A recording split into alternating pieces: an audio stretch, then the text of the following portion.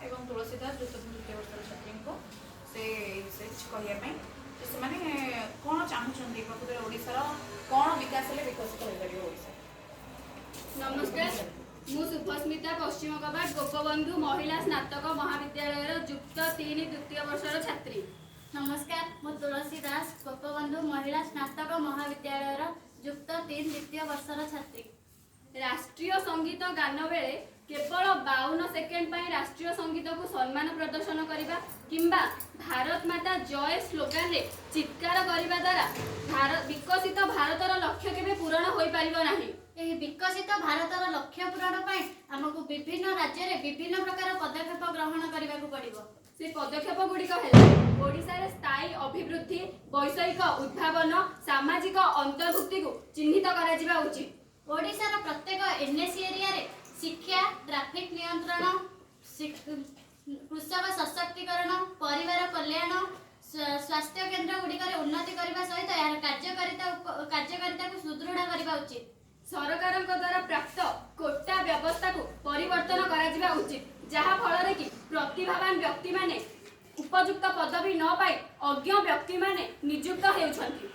बेसरकारी महाविद्यालय गुड़िक IT education अर्थ जोगाण करने उचित और यार शिक्षा क्षेत्र में कार्यकारिता को तदारख करने तदारख आयोग गठन करने उचित। समस्त बेसामरिक महाविद्यालय रे शिक्षार्थी मानकर भौगोलिक दुरावस्था को ह्रास करने गमनागमन व्यवस्था करा उचित।